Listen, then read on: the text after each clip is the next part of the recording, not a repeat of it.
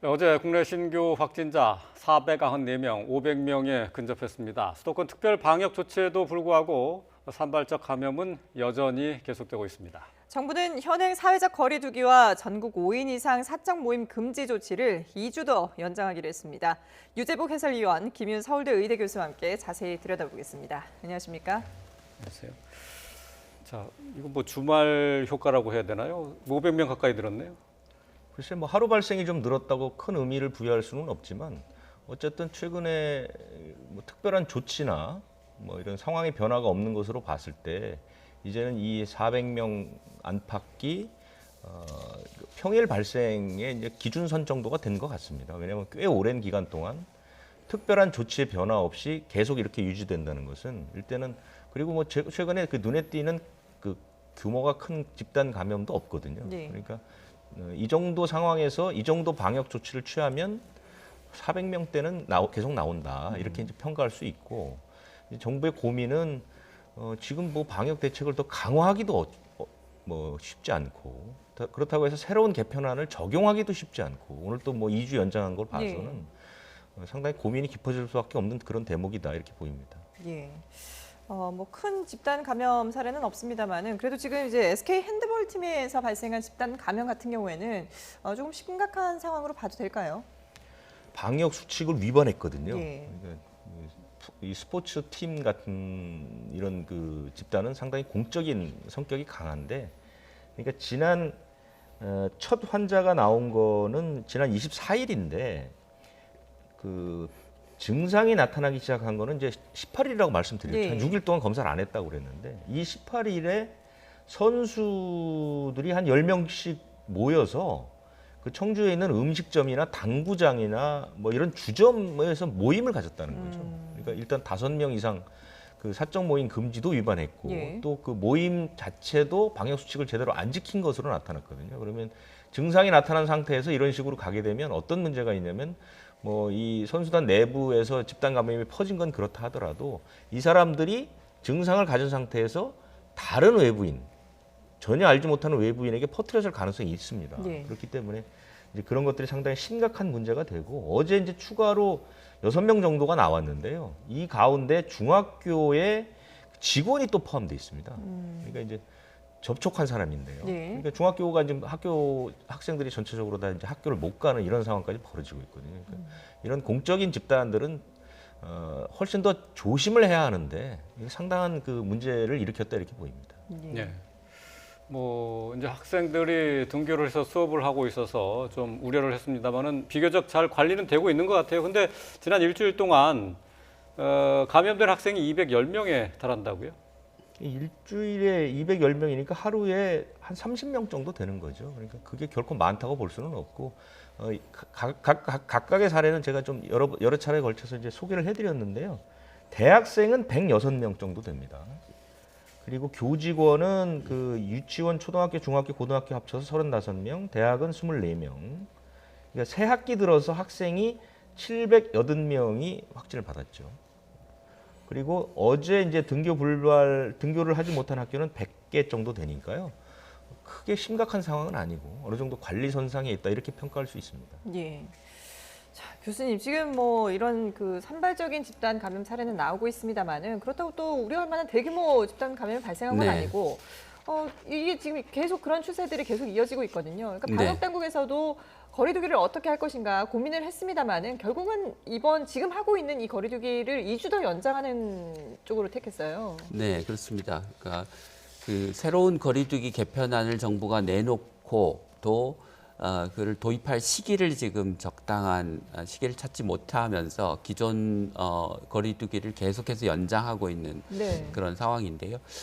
저는 가능한 한 그 거리두기 개편안을 빨리 만들어서 도입하는 게 뭐 첫 번째는 오랫동안 논의되었던 소상공인 자영업자의 경제적인 피해 문제도 있지만 그보다 더 지금 시점에서 중요한 거는 현재 거리두기 체계가 효과적이지 않다는 겁니다. 그러니까 네. 3,400명대를 계속해서 한 2달 가까이 유지를 하고 있지만 사실 완만한 상승세를 보이고 있거든요. 그래서 이제는 3,400명대에서 지금 4,500명대로 넘어가는 시기에 놓여 있어서 효과적이지 않은 기존 거리두기 체계를 어떻게 개편할 것인가의 문제, 또 시기적으로 4차 유행이 정확히 언제 올지 알 수는 없지만 네. 이게 여름 전에 올 가능성이 상당히 높아 보이는 상황에서 그러면 지금 이제 4차 유행이 뭐 4월 말 5월 초에 온다고 하면 새로운 거리두기 체계를 개편하지 않은 상태에서 그러면 당국이 가지고 있는 대안은 다시 문을 닫게 하는 것밖에 없는데 네. 그런 상태로 가면 여름 쭉 내에 문을 닫아야 되는 상황이 펼쳐질 거고 그로 인한 사회 경제적 피해, 국민들의 피로감, 거리두기에 대한 어떤 국민들의 낮은 참여도 이런 것으로 거리두기의 단계는 높은데 국민들이 실제로 참여는 떨어지고 확진자는 통제가 되지 않는 최악의 시나리오가 올 수도 있어서 빨리 새로운 새로운 체제로 전환하는 게 맞다고 생각합니다. 네. 네, 지금 근데 요즘에 일평균 확진자 수를 보면은 기존에 있는 거리두기 안에 따르면은 지금 2단계가 아니라 2.5단계로 지금 올려야 되잖아요. 그렇습니다. 네. 근데 새로운 거리두기 개편안은 이거보다 더 방역 단계가 더 낮아요. 그렇습니다. 네. 그런데 이게 그러면 새로운 거리두기 개편안이 오히려 더 효과적이다. 뭐 이렇게 쉽게 얘기할 수는 없지 않습니까? 지금 정부가 내놓은 안만으로는 효과를 보장하기는 어려운데요. 이제 그 안에 구체적인 세부 사항들을 만들어내야 된다는 것입니다. 이제 대표적인 예가 지금 집단 감염의 한 4분의 1가량을 차지하고 있는 게 사업장에서의 감염인데요. 네. 사업장에서의 감염은 작업 환경의 어떤 조건들, 기숙사와 같은 이제 주거 조건 이런 부분들이 개선되지 않으면 줄어들지 않을 것 같습니다. 그렇다면 이제 지금 사회적 거리두기의 대책 안에서 완전히 빠져 있는 일종의 사각지대인 작업장의 감염을 어떻게 강화할 것인지 그리고 이제 뭐 직장이나 학교나 다 마찬가지로 취약한 곳이 휴게 공간이나 식당과 같은 곳이거든요. 네. 그런 부분에 대한 세부적인 대안들이 없고 예를 들면 뭐 백신 문제도 지금 연관지어서 우리가 같이 생각해야 될 수밖에 없는데 학교에 뭐 급식 요원이나 영양교사나 이런 분들이 우선 접종 대상에서 빠진 문제 이런 문제들을 다 함께 고려해 봐야 되는 거죠. 그리고 이제 뭐 더 나가면 서울이나 경기도 지역에서 이제 대부분의 감염이 발생하고 있는데 그러면 이게 지역별로 백신 접종의 우선순위나 속도를 좀 달리해야 되는 거 아니냐 이런 것까지도 좀 고려해 볼 필요가 있을 것 같습니다. 그래서 앞서서 그 여름 전에 4차 네. 대유행이 올 가능성이 있다고 말씀하셨는데 네. 그렇게 볼 만한 근거가 어떤 게 있을까요? 지금 우리나라가 그 2월 달에 한 번의 유행이 있었고 8월 달에 한 번의 유행이 있었고 11월, 12월에 또 다른 이제 3차 유행이 있었기 때문에 그 유행이 반복될 때마다 공통적으로 나타나는 현상은 한 번 유행이 반복될 때마다 베이스라인이 올라가고 그러니까 확진자 수의 기본이 올라가고 재유행의 간격이 좁아지는 경향이 있습니다. 그래서 그런 경향들을 생각하면 아마 우리가 이제 1월 중순에 3,400명대로 떨어졌으니까 그게 네. 3차 유행의 안정기에 접어들었다고 생각을 하면 지금 2월, 3월 2달 반쯤이 지난 거거든요. 네. 그러니까 3개월이나 4개월 정도가 지나면 다시 이제 조용한 전파자들이 우리 사회에 축적이 되고 그로 인해서 어떤 시점에 이르면 이제 급격하게 감염이 증가하는 시점이 올 거라고 예상할 수 있을 그래요. 것 같습니다. 예. 네. 자, 3차 대유행 때는 최고로 확진자가 많이 나온 게 1,000명, 1,100명까지 이제 계속 네. 올라가지 않았습니까? 네. 그러면 지금 베이스라인이 400명대에 있는 이 상황에서 4차 네. 대유행이라고 하면은 확진자 수가 1,000명 뭐 넘는 거는 뭐 큰 문제가 아니겠네요. 네, 더 그렇습니다. 많은 확진자가 나올 수 있다는 것을 대비해야 되겠네요. 네, 그러니까 3차 대유행 시기에 확진자 수가 한 2배로 늘어나는 기간이 한 열흘 정도였거든요. 그러니까 지금 400명이 베이스라인이라고 생각하면 열흘 20일간 네. 상승하면 그게 800명, 1,600명 이런 정도의 수준이 될 수 있습니다. 자, 이런 불안감을 안고 있는 상황에서 어쨌든 이제 다음 달에 재보궐선거가 치러지고 그리고 어제부터는 이제 공식 선거 운동이 시작이 됐거든요. 네. 근데 방역 당국에서 일단 이 선거 운동은 좀 할 수 있게 자유롭게 할 수 있게 좀 풀어주는 것 같아요. 그러니까 두 가지가 쟁점이 됐죠. 하나는 이제 5인 이상 사적 모임을 적용할 것이냐. 네. 그리고 두 번째는 유세할 때 지금 서울과 부산은 좀 다른데 서울 수도권은 거리두기 단계에 따라서 99명까지 모일 수 있거든요. 네. 그러니까 그런 부분들을 어떻게 적용할 것이냐 이 부분에 대해서 어제 방역 당국이 5인 이상 사적 모임은 선거 운동을 사적 모임으로 구분하기는 좀 어렵다 해서 이건 풀었습니다. 네. 그래서 이제 5명 이상이 모일 수 있는 것이고요. 하지만 이제 그 세부적으로 들어가 보면 꽤 강한 방역 수칙을 요구하고 있습니다. 5명 이상이 밥을 먹거나 이런 건 안 되는 것이고요. 그다음에 이제 99명과 관련해서 유세장에서 99명이 모이는 것을 어떻게 규정할 거냐. 네. 왜냐하면 준비 인원과 사전에 모였던 사람이 99명이 이하더라도 유세장이라는 게 사람이 오가다가 서 있을 수도 있고 참석할 그렇죠. 수도 있는 예. 거거든요. 그걸 미리 규정할 수가 없으니까 방역 당국도 이 부분은 결론을 내리지 못했습니다. 그래서 아마 그것은 현장 상황에 맞춰서 좀 탄력적으로 운영할 필요가 있고 주최 측에서 봤을 때 지나치게 사람이 많이 모인다. 공간에 비해 사람이 많다 하면 자율적으로 규제하는 방향으로 갈 수밖에 없지 않겠는가. 뭐 지금 그렇게 정도 예상이 되고 있는데요. 이 부분은 아마 마지막까지 결론 내기는 쉽지 않을 것으로 보입니다. 예. 김 교수님 어떻습니까? 뭐 지금 좀 전에도 말씀하셨지만 4차 대유행 가능성까지 얘기를 하셨는데 지금 방역 당국에서는 뭐 방역 수칙에 대해서 좀 해이해진 것 아니냐 국민들을 질타하고 있는데 지금 네. 선거는 선거 운동 자체는 정상적으로 치러질 수 있게 문을 열어놨거든요. 네. 방역 차원에서는 조금 글쎄요 문제가 있지 않나 싶긴 한데. 위험 요인이 될 수 있을 것 같습니다. 그러니까 그 방역 당국이 이제 5인 이상의 모임을 선거 운동은 사적 모임이 아니기 때문에 이제 허용한다라고 하는 얘기를 했는데 네. 또 그 방대본은 5인 이상의 모임을 금지해야 된다라는 또 약간 엇갈린 메시지를 내기도 네. 했고 그 선거 운동에서의 사적 모임이 아닌 모임의 성격이 어떤 거냐라고 하는 거에 대해서 좀 명확하게 당국이 밝히지 않아서 이게 사람들이 실내에서 모여서 예를 들면 오랫동안 머무르는 거를 허용해 줄지 네. 그다음에 식사 말씀하셨지만 식사는 아닌 걸로 이제 유권 해석을 하고 있지만 그런 부분에 대한 오해가 생길 개연성도 있어서 반드시 뭐 마스크를 벗고 음식을 먹고 음료를 마시고 이런 거는 금지한다라고 하는 걸 방역 당국이 좀 더 명확하게 해줄 필요가 있을 것 같고요. 그 방역 수칙을 철저하게 지키는 범위 내에서의 모임이라고 하는 형태로 좀 세부적인 지침을 방역 당국이 추가적으로 좀 내주셔야 되지 않을까 싶습니다. 네. 어쨌든 지금 이제 뭐 선거 운동은 조금 더 자유로운 분위기에서 할 수 있는 그런 상황이 됐는데 그리고 또 이제 투표 같은 경우도 우리가 이제 이미 지난해 경험을 하지 않았습니까? 네. 그런 것처럼 이번에도 확진자라든지 격리자들도 다 참여를 할 수 있는 거죠? 지난해는 그 3천만 명 이상이 투표에 참여했는데 실질적으로 관련된 감염이 단 한 건도 없었거든요. 예. 그러니까 그 축적된 경험이 있어서 이번은 그때보다 숫자도 훨씬 적고요. 네. 그래서 계획대로만 가면 큰 문제는 없을 것 같고 그럼 당연히 뭐 확진되신 분이라든가 뭐 자가 격리된 분들도 지난해와 같은 방법에 준용해서 하면 되고요. 실제로 보면 지금 그 확진되신 분들이 하는 그 거소 투표라는 게 있지 않습니까? 그것도 지금 서울에 18건, 부산이 2건. 굉장히 적거든요.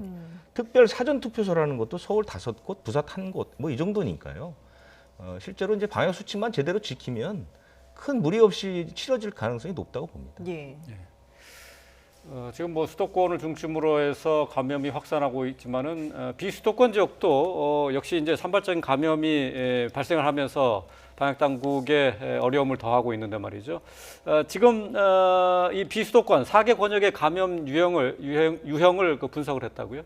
그러니까 이것이 유형별로 대처를 좀 다르게 해야 한다. 이제 그런 측면에서 한 건데 이것이 그 지역의 뭐 산업 행태, 그다음에 무슨 문화적 행태 이런 거하고는 전혀 관련이 없고요. 발생된 것을 보니 그렇다는 겁니다. 그래서 이렇게 뭐 탁 갈라놓을 필요가 있을지는 솔직히 잘 모르겠는데요. 어쨌든 충청권은 그 최근에 그 육가공업 그다음에 이제 외국인 근로자, 저 노동자들 그 위주로 이제 집단 감염이 있었다는 것이고 호남권은 뭐 교회나 콜센터 이런 것인데 최근에 충청 호남권은 발생이 그렇게 많지는 않습니다. 네. 좀 지나간 얘기고요.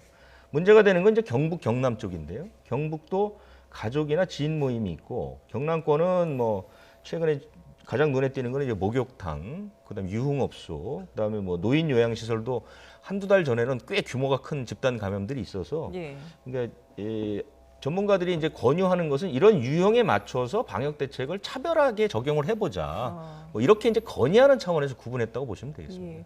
교수님 지금 저희가 이제 지도로 보여드리고 있는데 이 감염 유형 분석 네. 물론 이제 뭐 발생 건수를 뭐 통계를 내봤더니 이런 쪽에서 이제 많이 발생했더라라는 얘기가 되는데 그렇다 하더라도 이 지역에서는 이런 부분에서만 감염이 발생한다 이렇게 또 단정 지을 수는 없는 거잖아요. 예, 그렇습니다. 그렇게 해석을 해서는 안 되고 예. 이제 예를 들면 충청권의 육가공업 공장이 뭐 많이 있으면 네. 육가공업 공장이라고 하는 게 집단 감염이 발생할 수 있는 고위험 시설이니 그런 고위험 시설에 대해서 지방자치단체가 중앙정부와 협력해서 잘 관리해라 이런 의미이지 예. 꼭 이 지역에는 육가공업만 고위험 시설이다 그런 의미는 아닌 것 같습니다. 왜냐하면 경기도에서도 비슷한 공장이 있을 수 있고 그렇죠. 거기에서도 얼마든지 비슷한 집단 감염이 발생하기도 했고 할 수 예. 있기 때문입니다. 그래서 이것은 뭐 아주 뭐 특별한 의미를 부여하기보다는 우리 지역의 어떤 시설들이 고위험 시설인지를 놓치지 않고 그 찾아서 관리하는 그런 의미 정도가 있을 것 같습니다. 예, 그렇군요. 예, 뭐 계속해서 이제 백신 접종 얘기를 좀 해보도록 하겠습니다. 어제 정세균 총리가 오늘 백신 접종을 받겠다라고 얘기를 했었죠. 문 대통령 내외 접종에 이어서 정세균 총리도 아스트라제네카 백신 접종을 받겠다고 했는데요. 어제 얘기 잠시 들어보고 오겠습니다. 엊그제 대통령님과 영부인께서 백신 접종을 하셨고 내일은 중대본부장인 저도 접종을 할 예정입니다. 학수고대하면서 오랫동안 기다려 왔는데요. 세균이 백신을 만나면 어떻게 되는지 지켜봐 주시기 바랍니다. 국민 여러분께서도 안심하시고 접종에 적극 참여하시기를 당부드립니다. 네, 정세균 총리도 문재인 대통령에 이어서 아스트라제네카 백신을 오늘 맞겠다라고 했습니다. 맞았나요? 아침 그 회의 모두 발언에서 맞겠다고 했으니까요. 그게 지금 맞았는지 안 맞았는지 확인은 되지 않고 있지만 뭐 오늘 중으로 총리하고 아마 권덕철 장관이 오늘 맞을 것 같고요. 정은전 청장도 아마 이제 조만간 맞을 겁니다. 그건 왜냐하면 그 어저께 방대본에서 밝힌 것처럼 이것이 이제 국민의 백신 접종의 이미지를 개선하는 데 도움이 된다면 다 맞겠다 이런 식으로 이제 공식으로 발표를 했기 때문에 예. 이제 그 관련된 분들 중에 좀 상징적인 분들은 계속 맞을 것으로 보입니다. 그러면 어제 하루는 백신 접종이 어느 정도 이루어졌고 또 이상 반응은 몇 건이나 보고가 됐나요? 어제는 한 3만 3천 건 정도가 됐고요. 그래서 지금 백신 맞은 분들이 77만 명이 넘었습니다. 예. 한 60% 정도 수준이 되고요. 2차 접종한 분은 3,800명 정도 됐고 어제 이상 반응은 103건인데요. 아나필락시스가 3건이 나왔고요. 그다음에 중증 1건, 사망 1건 이렇게 됐고 나머지는 다 경증으로 신고가 됐습니다. 네. 뭐 정세균 총리도 아스트라제네카 백신을 맞겠다고 하는 게 이 이상 반응이 계속 보고가 되면서 불안감이 확산하니까 지금 정 총리도 이제 나서는 것 아니겠습니까? 지금 뭐 현재 뭐 이상 반응은 지금 특별하게 많이 나오고 있는 건 아니죠? 그러니까 처음에는 이제 불안감들이 커서 사실은 신고량도 많았거든요. 그랬는데 이제 시간이 지나면서 이 접종과 이 접종 후의 증상 부분에 대한 국민적 이해도도 좀 높아지고 있기 때문에 최근은 그 신고 양 자체는 상당히 안정적으로 가는 것 같습니다. 예. 이게 빨리 안정이 돼야 다음 달부터는 이제 일반인들이 맞기 시작하고 예. 숫자가 이제 굉장히 늘어나거든요.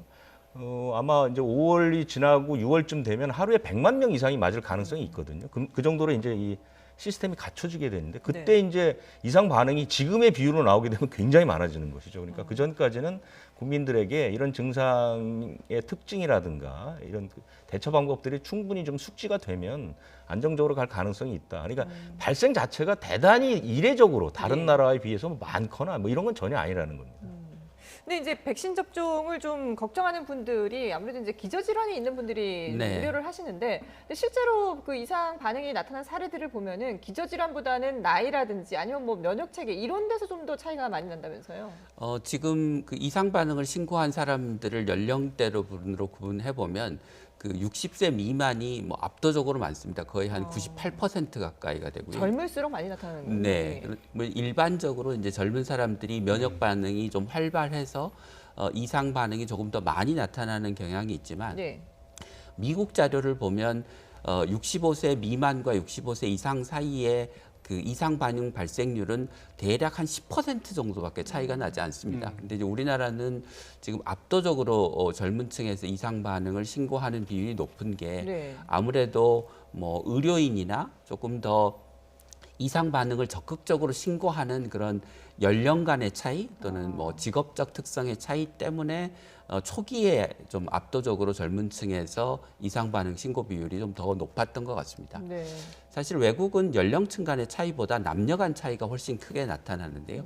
우리나라도 이제 남자에 비해서 여자가 한 2배 정도 높은 이상 반응 신고율을 보이고 있고 이게 그냥 신고율이 높기도 하지만 더 많은 이상 반응을 여성이 경험하는 것으로 알려져 있습니다. 예. 문재인 대통령이 아스트라제네카 백신 접종 이후에 과연 문 대통령의 그 백신 접종이 아스트라제네카가 아니라 화이자 아니냐 뭐 이런 풍문들이 떠돌면서 경찰이 이 조사에 들어갔다고요? 엄격히 말하면 그건 풍문이 아니고 허위 정보죠. 뭐 사실이 아닌 것으로 이미 이제 명백하게 드러났고, 그러니까 지금 그 허위 정보라고 저는 말씀하지만 되게 가짜 뉴스라는 얘기를 많이 하는데 가짜 뉴스를 사전에서 찾아보면 문구에 꼭 들어가는 것이 특정한 목적을 위하여라는 문구가 들어가거든요. 예. 그러니까 저는 허위 정보나 또는 무슨 뭐 가짜 뉴스를 만들고 퍼뜨리는 사람들은 특정한 목적이 있다는 것이죠. 예. 그것은 방역 측면에서는 전혀 인정할 수 없는 그런 목적들이기 때문에 이것을 뭐 우리가 사실은 뉴스로 다루는 것조차도 국민들에게 혼란만 가중시키는 것 아닌가 이렇게 생각이 됩니다. 그래서 네. 사실은 뭐 저걸 보고 그 대통령이 이제 저 백신을 맞는 화면을 보고 느낌들이 많이 달랐다고 하는데요. 사실은 아주 일반적인 그런 모습으로 저는 받아들였고 많은 그 전문가분들도 그렇게 얘기를 하고 있기 때문에 국민들이 이 특히 방역은 전문가의 의견을 존중하는 것이 가장 중요하다고 봅니다. 그 외 사람들은 비전문가이기 때문에 가능하면 의견조차도 내지 않는 것이 좋다. 그렇게 판단을 합니다. 네. 문 대통령이 접종을 받은 게 이제 종로 보건소인데 여기에 이렇게 협박 전화가 많이 왔었다면서요? 역시 뭐 제가 말씀드린 대로 특정 목적을 가진 사람들은 사실을 사실대로 받아들이길 거부하지 않습니까? 그걸 뭐 확증 편향이라고도 하는데 그런 행위라고 보는 것이고요. 이런 행위들은 사실은 좀 엄벌할 필요가 있다. 그렇게 생각이 듭니다. 예. 자, 가짜 정보에 대해서 이제 좀 명확하게 구분을 할 수 있는 그런 좀 판단력도 키워야 될 것 같은데요. 근데 지금 무엇보다도 전 세계적으로 지금 변이 바이러스가 오히려 더 걱정인 상황이 됐거든요. 네. 인도에서는 이게 또 이중으로 변이를 하는 그런 사례도 나왔다면서요. 네. 그러니까 그 바이러스의 변이라고 하는 게 어느 날 갑자기 하늘에서 뚝 떨어지는 게 아니고 기존 바이러스에서 변화된 것에서 또 가지치기를 하는 형태로 새로운 변이가 나타나기 때문에 네. 기존 뭐 영국 변이, 뭐 남아프리카 공화국 변이에서 더 발전된 변이의 형태가 계속해서 나타나게 될 거고요. 예. 또 변이 바이러스들 간의 그 변이가 결합된 형태로 또 나타나게 될 것입니다. 그래서 지금 유럽에서 그 변이 바이러스를 가장 이제 잘 추적하고 있는 국가가 독일인데요. 독일 네. 같은 경우는 최근 발표된 그 자료에 의하면 전체 코로나19 감염의 한 4분의 3 정도가 영국발 변이 바이러스를 포함한 변이 바이러스에 의한 감염으로 판단이 되고 있어서 시간이 지남에 따라 변이 바이러스들이 점차 주종을 이뤄갈 거라고 생각합니다. 그래서 우리나라도 지금 그 영남 지역을 중심으로 해서 이제 영국발 변이 바이러스들이 이제 발견되고 있어서 머지않아 우리나라에서도 이런 변이 바이러스의 감염이 이제 주종이 돼가는 상황이 올 텐데 그게 앞서 말씀드린 이제 4차 대유행과 겹치면 변이 바이러스의 그 확산 속도가 굉장히 빨라지는 어떤 그 좀 나쁜 그 계기가 될 수 있어서 그런 점들이 이제 좀 더 우려스러운 상황입니다. 네.